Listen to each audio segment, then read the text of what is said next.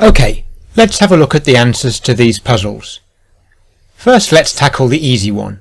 And it's black to play and mate in 1. Let's look at the white king. Just 2 squares to think about. But the black knight is attacking g1, so g2 is the only safe square. Well then, can we attack along this diagonal? With the h5 bishop we can.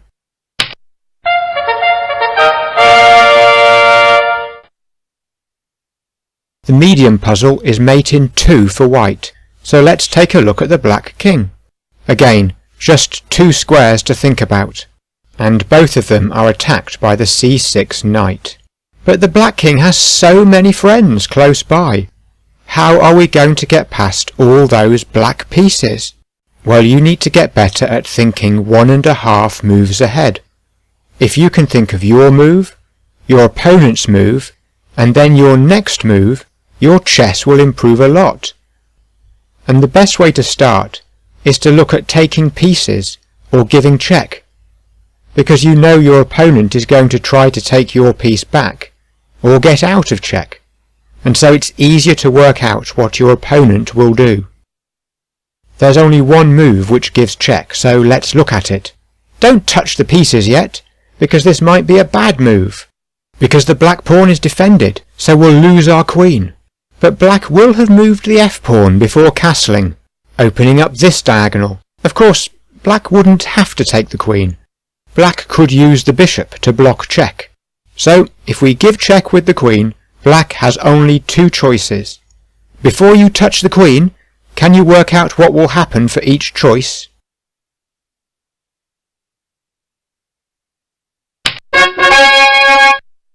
How did you get on? Here are black's 2 choices. Let's see what happens if the bishop blocks. Oh, the winning move isn't too hard to spot.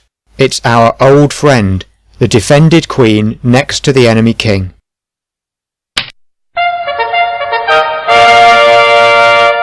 So let's go back and see what happens if black takes white's queen. Now that black's f-pawn has moved, the black king is open to attack along this highlighted diagonal. How can white take advantage? With the d3 bishop.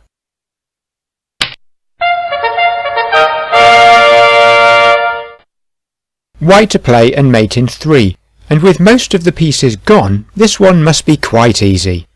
Well, no, it's the hard puzzle. If we try and give check, the black king can move to a7, and then if we check the king on a7, it will just move back again, and we haven't made any progress. It's good to have a look at giving check, but in this case they're pointless. So let's look at the black king. Here are the possible escape squares, but 2 of them aren't safe for the black king. a7 is the only possible escape square. We could try to move our queen round, like this, but this rook check means we won't give checkmate in time. Let's see.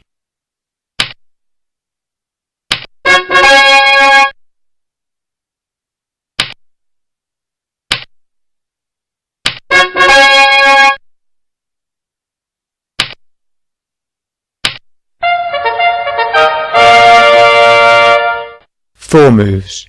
Well, at least we won the game, and let's face it, sometimes it's best to win the game more slowly if it makes it easier to think ahead.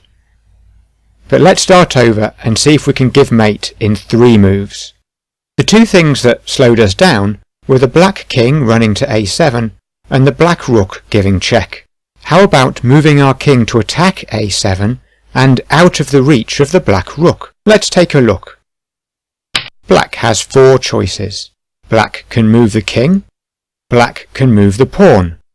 Black can move the rook along the 4th rank. And black can move the rook along the b-file. Right. First, black can move the king.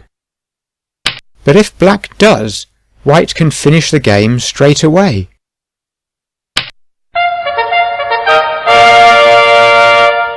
So let's go back and see what happens if black moves the pawn.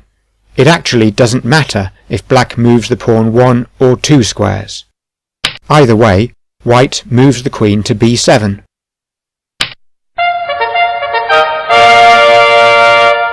So let's go back and see what happens if black moves the rook along the 4th rank. Now the black rook isn't defending the b7 pawn, so it's the same move as last time.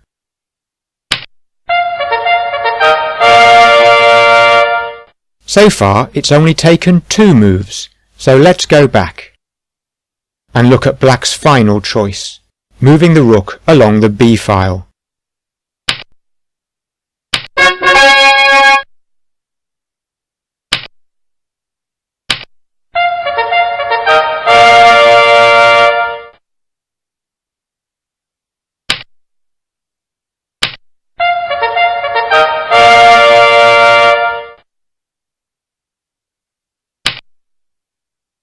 Now all black can do is move the b7 pawn, and it doesn't matter whether it moves 1 or 2 squares.